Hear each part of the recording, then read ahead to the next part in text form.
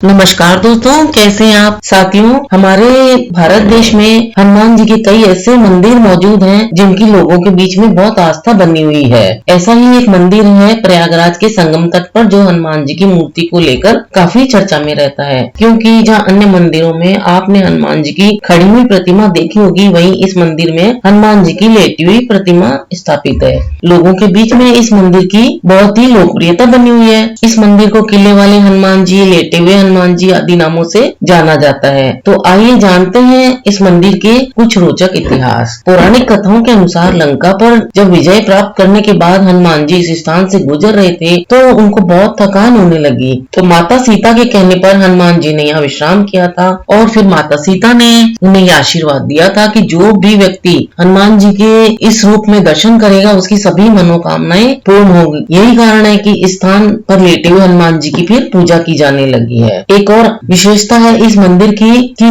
जो भी लोग यहाँ प्रयागराज में संगम के दर्शन करने आते हैं, स्नान करने आते हैं, उनकी ऐसी मान्यता है कि संगम का पूरा पुण्य फल तभी प्राप्त होता है जब लेटे हुए हनुमान जी के दर्शन कर लिए जाते हैं। इस मंदिर में मंगलवार और शनिवार के दिन हनुमान भक्तों की भारी भीड़ उमड़ती है। माना जाता है कि जो भक्त इस मंदिर में हनुमान जी के दर्शन करने आता है, बजरंगबली उनकी सभी मनोकामनाएं पूरी करते हैं। इस लेटी हुई प्रतिमा में हनुमान जी ने अपनी एक भुजा में अहिरावण को और दूसरी भुजा में अन्य राक्षस को पकड़ा हुआ है। इस मंदिर की एक खास बात यह भी है कि हर साल या अगस्त महीने में गंगा जी मंदिर में प्रवेश करती हैं और हनुमान जी की प्रतिमा को गंगा के जल से पूरी तरह ढक देती हैं। ऐसे में कहा जाता है कि गंगा मैया हनुमान जी को स्नान करवा रही है, यानी हर साल गंगा मैया हनुमान जी को स्नान कराने मंदिर पहुंच जाती है और उसके बाद एक निश्चित समय के बाद वह अपने स्थान पर वापस लौट जाती है। जो सबसे ज्यादा तार्किक, प्रामाणिक एवं प्रासंगिक कथा इस मंदिर के विषय में जन श्रुतियों के आधार पर प्राप्त होती है वह यह है कि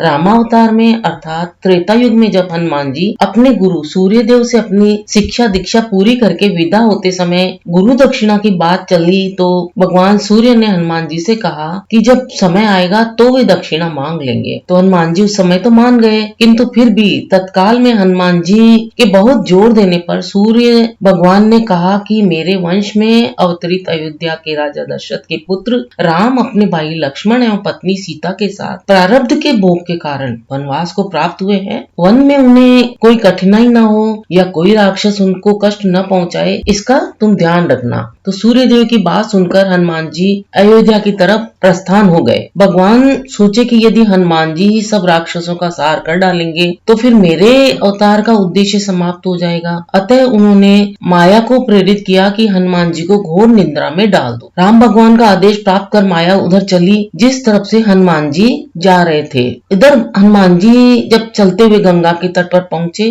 तब तक भगवान सूर्य अस्त हो गए थे। हनुमान जी ने माता गंगा को फिर प्रणाम किया तथा रात में नदी नहीं लांघते हैं यह सोचकर गंगा के तट पर ही रात व्यतीत करने का उन्होंने निर्णय ले लिया। हनुमान जी के हृदय में अपने गुरु की आज्ञा पालन करने का संदेश घुमड़ रहा था, अतः उन्हें नींद भी नहीं आ रही थी। अतः यह आसन लगाकर ध्यानावस्था को विचार मग्न हो गए। इधर माया ने जब उन्हें ध्यानास्थ देखा तो वह डर गई, क्योंकि यदि प्रातःकाल हो गया तो हनुमान जी अयोध्या पहुंच जाएंगे तथा प्रण के दृढ़ निश्चय हनुमान जी अपना कार्य शुरू कर देंगे। तो अचानक हनुमान जी का ध्यान टूटा। उन्होंने सोचा कि क्यों न रात सत्संग में बिताई जाए। यह सोचकर ऋषि भारद्वाज के आश्रम की तरफ चल पड़े। अब माया और भी निराश हो गई। हनुमान जी भारद्वाज ऋषि के आश्रम में पहुंचे तो वहाँ वेद पुराणों का व्याख्यान चल रहा था। हनुमान जी वहीं बैठकर कथा सुनने लगे। कथा में भारद्वाज ऋषि ने बताया कि कल यहाँ पर जगत के स्वामी तथा अयोध्या नरेश दशरथ के पुत्र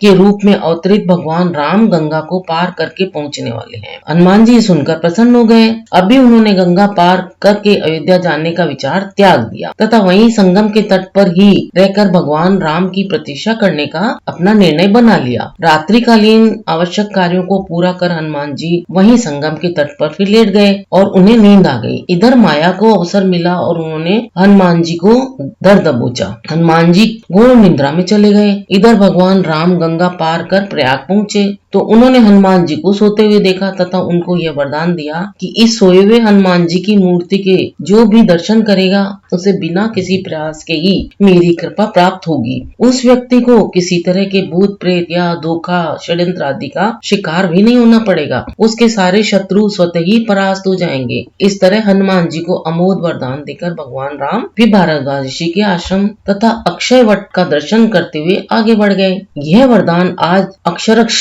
सत्य हो रहा है। इस पुराण प्रसिद्ध सिद्ध हनुमान मंदिर का दर्शन निश्चित ही समस्त बाधा कष्ट अरिष्ट आदि को शांत करता है। इधर प्रातःकाल जब गंगा नदी ने देखा कि एक प्राणी उनकी तरफ ही पांव फैलाकर सो रहा है तो उन्होंने आपको इस तरह से अपमानित महसूस करते हुए हनुमान जी को डुबो दिया। सूर्य देव ने जब प्रातःकाल अपने शिष्य हनुमान की यह दशा देखी तो उन्होंने क्रोध में आकर गंगा को श्राप दिया कि तुम्हारा हृदय मैला है, जो अज्ञानवश तुमने एक सीधे साधी प्राणी को दंड दिया है। तेरा सम्मान करते हुए हनुमान जी ने रात में तुम्हारे ऊपर से होकर गुजरना अच्छा नहीं समझा और तुम दुर्बुद्धि उन्हें श्राप दे बैठी। जा, आज से तू प्राणियों के मरे शरीर और गंदगी ढोने वाली हो जा। गंगा नदी के दूषित होने से फिर संसार के समस्त देव संबंधी और अन्य शुभ कार्य बाधित होने लगे। तब समस्त देवताओं ने मिलकर भगवान सूर्य देव की पूजा अर्चना की। तब भगवान सूर्य देव ने कहा कि जा गंगे, तेरे जल के ऊपर मेरी किरणें पड़ते ही तुम्हारे जल की पवित्रता बढ़ जाएगी तथा तुम्हारे जल से मेरा किया गया स्तवन पूजन कोटि गुना फल देने वाला होगा। भगवान सूर्य के कहने पर गंगा ने कहा कि हनुमान जी चतुर्मास व्यतीत होते ही पुनः भगवान राम की सेवा में उपस्थित हो जाएंगे। तब तक हनुमान जी किष्किंधा पर्वत पर सुग्रीव की सेना में लगे रहे। चतुर्मास बीतने पर भगवान राम सीता की खोज करते हुए किष्किंधा पर्वत पर पहुंचे। वहां पर उनकी मुलाकात भगवान राम से हुई। अस्तु कालांतर में जब मुगल शासन के दौरान अकबर के समय में बादशाह अकबर ने उस सिद्ध तपोभूमि को अपने किले के रूप में परिवर्तित करना प्रारंभ किया, तब उसके दीवार की ही सीध में सोए हुए हनुमान जी का मंदिर पड़ गया। उसने उस समय के हिंदू धर्म गुरुओं एवं पंडितों को आज्ञा देकर उस मंदिर को अन्यंत्र स्थापित करवाने के लिए कहा। तो हनुमान जी की मूर्ति की खुदाई होने लगी। जब समूची मूर्ति की खुदाई नीचे तक कर ली गई और जब उसे उठाया जाने लगा तब लगातार कोशिश के बावजूद भी मूर्ति नहीं उठी। तब उसे भारी सामान उठाने वाली मशीन से उठाने की कोशिश की जाने लगी। जो जो उस मूर्ति को उठाने की कोशिश की गई वैसे वैसे मूर्ति और भी नीचे धंसती गई। अंत में अकबर ने हार कर उस मंदिर को हटवाने का काम बंद करवा और हनुमान जी की बहुत ही पूजा आराधना की। आज भी उसके उतने बड़े भव्य किले की दीवार हनुमान जी के मंदिर की तरफ टेढ़ी ही है। तो दोस्तों, जो ये हनुमान जी का मंदिर है उसकी बहुत अधिक मान्यता है। दोस्तों,